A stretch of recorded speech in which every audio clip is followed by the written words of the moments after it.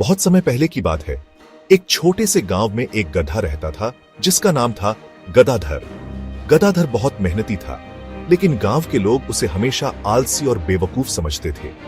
उसे अक्सर अनदेखा किया जाता था और उसकी कड़ी मेहनत की कोई सराहना नहीं करता था।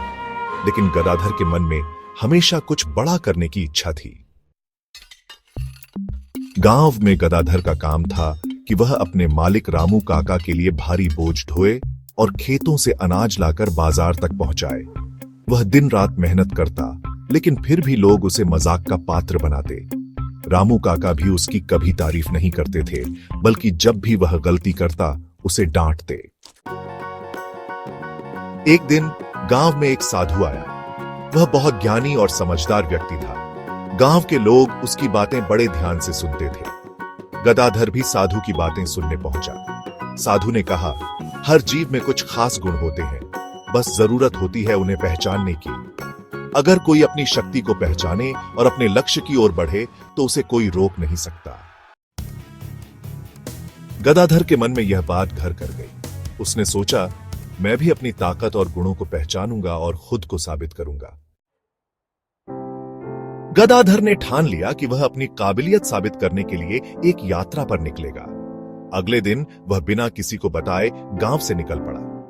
रास्ते में उसे कई तरह की चुनौतियों का सामना करना पड़ा। पहला कठिन रास्ता एक गहरी नदी थी, जिसे पार करना आसान नहीं था। लेकिन गदाधर ने हिम्मत नहीं हारी।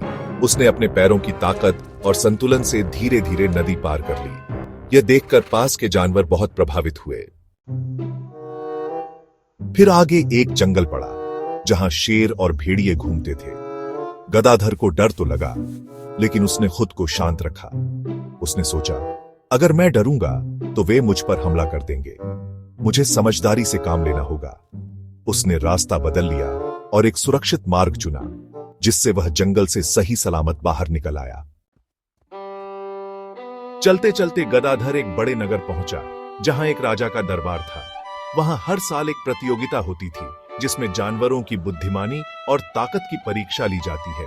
गदाधर ने भी भाग लेने का निश्चय किया। प्रतियोगिता में कई कठिन चुनौतियां थीं, तेज दौड़, भारी सामान उठाना और पहेली हल करना। गदाधर ने अपनी मेहनत और चतुराई से हर चुनौती को पार कर लिया। राजा उसकी होशियारी और मेहनत देखकर बहुत खुश हुआ और उसे पुरस्कार दिया। उस दिन के बाद से गांव में गदाधर को सम्मान मिलने लगा। उसकी कहानी हर किसी के लिए प्रेरणा बन गई कि मेहनत, आत्मविश्वास और बुद्धिमानी से कोई भी बड़ी सफलता हासिल कर सकता है।